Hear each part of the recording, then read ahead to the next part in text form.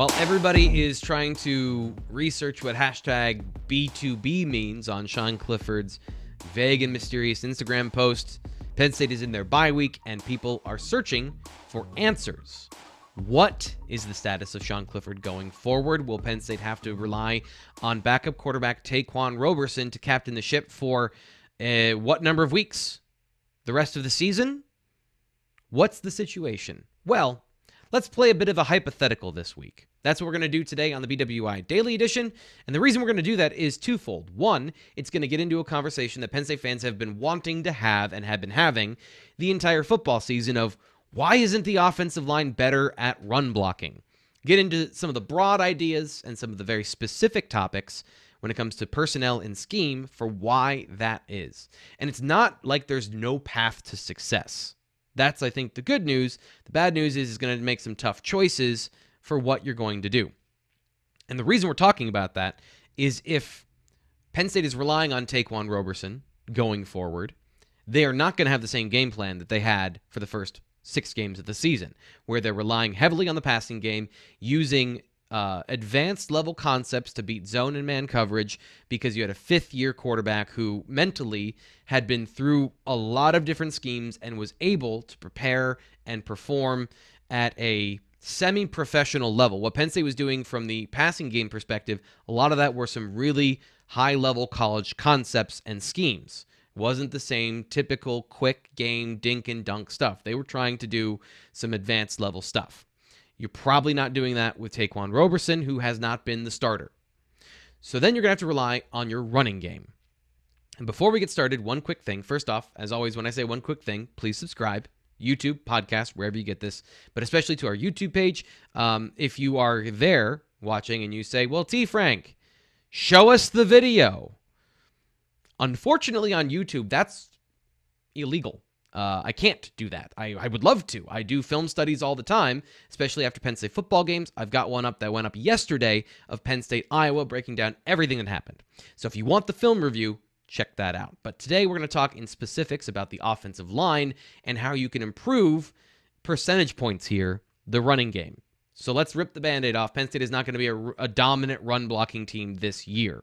The pieces just aren't there through circumstance and recruiting and all of that stuff. Let's also remember that this is their first year in a new system as well. So we're seeing Sean Clifford play well with some really talented receivers around him.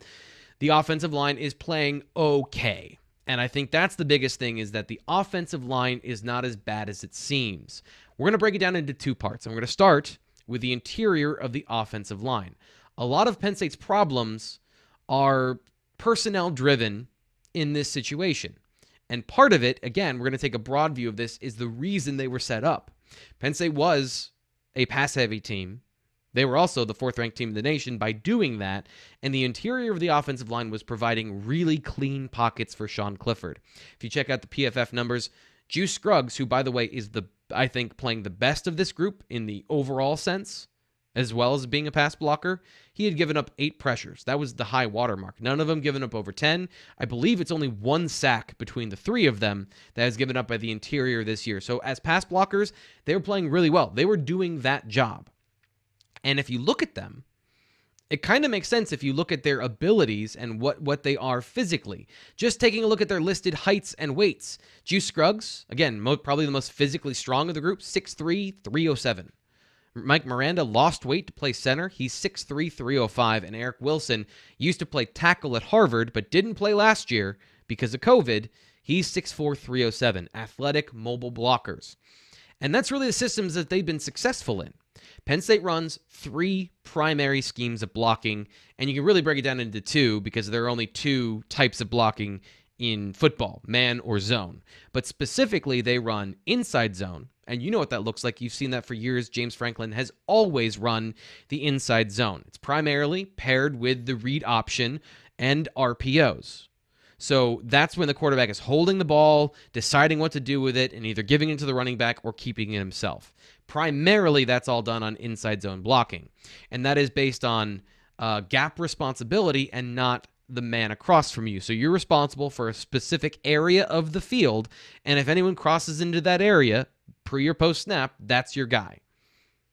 If you are playing outside zone blocking, it's the similar concept of you're responsible for a part of the field that you're going to be running to, a specific gap in the offensive line you're trying to get to, but it's done at a much more dramatic level where you're running to the sideline. You're trying to steal an extra gap on the defense. So these athletic interior offensive linemen have been performing pretty well in those situations. Mike Miranda has been good. He's had some really bad losses in these situations, but he's also getting to the side of the defensive lineman he's supposed to, and he's in position to make the block, giving the running back room to run. So they're good at that, but they're not good at the other stuff specifically. And that's where we're going to take a look at the offensive tackles. It's a very different situation with, you've got Rasheed Walker, 6'6", 325. Big, physical, powerful player. Last season, when Penn State kind of reduced their game plan and went to more of just the gap blocking, which is, I am responsible for you and I'm going to push you out of the way. When they were doing that, Rasheed Walker was really turning in genuinely into a difference maker as a run blocker. He was becoming very good at that. And that is one area he's taken a big step back so far this season. He is not pushing players off of the spot, and he's having a hard time consistently blocking them throughout the rep. So fixing the offensive line, fixing the running game, a lot of it comes down to Rasheed Walker playing better. And there have been moments where he's played really well. In the Auburn game specifically, he washed down the entire defensive line on the left side, opening up a gigantic hole for Noah Cain to just walk into the end zone. And then against Indiana, he struggled to find Micah McFadden at the second level and couldn't block and get those important seal blocks on some of these gap and power schemes in space. That's his job. Come off the offensive line, help out, double team, and then get to the second level on some of those plays. And he just wasn't getting to those blocks. He was missing or he was hitting and then falling off contact. So him playing better is the biggest key to all of this. Shocker, right? Having your best offensive lineman play better. And then if we examine on the other side, Caden Wallace. He was in a similar situation last year when he was inserted into the offensive line at right tackle and Will Fries was moved down to guard. He was playing much better in those gap schemes where he's the big physical blocker and everything's very tight and condensed. But again, remember, the offense was very simple last year. It was very specific, and it came at a time in the season where Penn State didn't play very many good opponents outside of the Michigan game, where he did play well. So give him credit for that. But it has been very much a different process this year now that he's been asked to play a full complement of snaps. He has not been good at either system. So both tackles not run blocking well is really what we're trying to fix here. Can we find a system or an alignment or a personnel grouping that gets enough players playing in the right scheme that everyone starts to play a little better together? And before we get into moving people around, let's ask the question of, are there any other offensive linemen that can do both? I think the answer that you know already is no. If they were, they'd be playing. And we saw Anthony Wiggins start the season. He's a little bit stronger, a little bit bigger of a player at that left guard position. He was quickly pulled in the Wisconsin game, and Eric Wilson has played since. Bryce Effner is the only other offensive lineman that has really taken a lot of snaps so far this season. And by a lot, I mean around 100. About that, that's not a ton given they played 6 games. So he's played primarily at left guard, but has also come in at right tackle at times, in the Ball State game, and performed pretty well. And also as a 6 offensive lineman at the goal line, where he's really done his best work as that 6 offensive lineman blocking for the Wildcat formation with Tyler Warren. So has he earned the right as possibly the best blocker so far in all of those situations to play more? I would consider that. Because again, he is not a big physical guy. He's another guy who is 6'5", 307 pounds. And we saw physically he got pushed around by Iowa when he came into the game at the end of the first half, where that power, that lack of size and strength was evident. He didn't give up any sacks, but he did lose a lot of reps to the Iowa defensive tackles. Can he hold up as a right tackle and either move Caden Wallace somewhere else or get him off the field? Because I think if you can solve that and Effner, who is a quicker, more technical blocker, can he execute those zone schemes? To me, this is where I'm going to start. Because of the offensive linemen, we haven't seen Landon Tangwall, who, again, is another talented, true freshman that I don't think they're going to have see the field this year. He didn't come in either of the games against Ball State or against Villanova. They're very, very cautious about playing true freshmen in their first year on campus along the offensive line. So I would not expect that. So really, we're working with the 6 guys we've seen. Otherwise, they would have seen the field. You're not going to change your center the same time you're changing your quarterback. That is a recipe for disaster. So Mike Miranda, who's not playing as poorly in every situation, he's going to stay put. So then it becomes, do you move your best consistent offensive lineman, the guy who's turning the corner, in Juice Scruggs? Do you move him? Or do you just simply insert Effner and see what happens? I would lean towards that one and hope that Rasheed Walker in these zone systems and rely specifically on those, because the majority of the offensive line can execute those blocks outside of the tackles, and hope that your best player plays better. That's what I would do.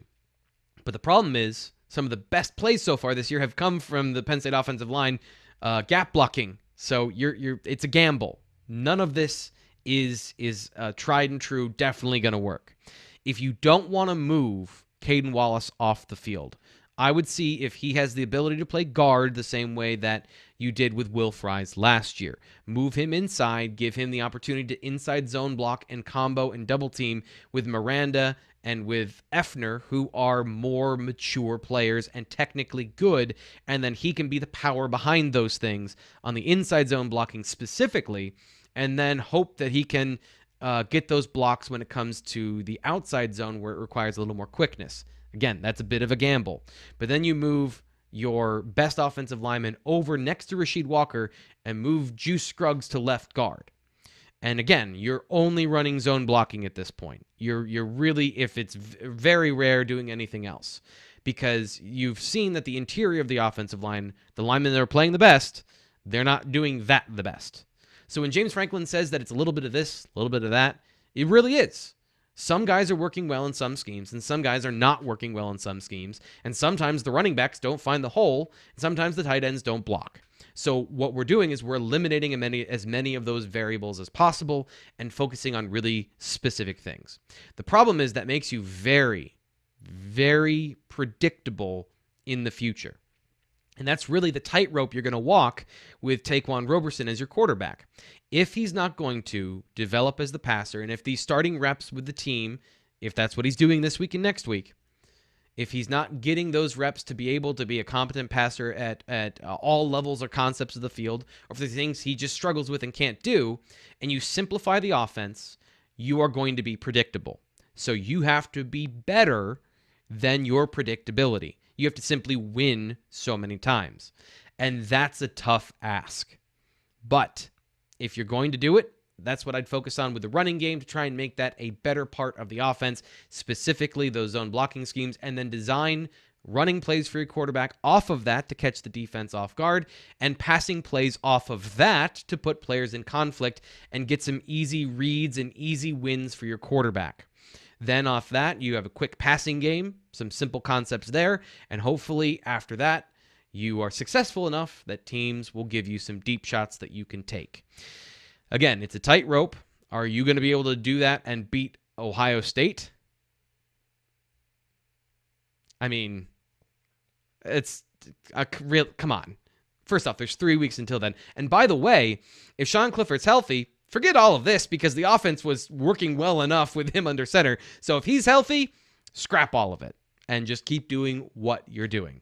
That's how I'd fix the Penn State offensive line. Maybe some of these things they can focus on just in general, even if Sean Clifford is healthy. Focus on some of their specific schemes, get good at those, and only run those until they prove they can do them. That might be a recipe for success down the road either way. I'm your host, Frank Carr, the BWI Daily Edition. Please subscribe. I hope you enjoyed this conversation about the running game and it actually provided you some answers instead of, well, guys are missing blocks here and there.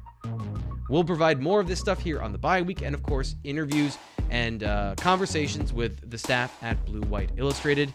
This is the BWI Daily Edition. We'll be back tomorrow.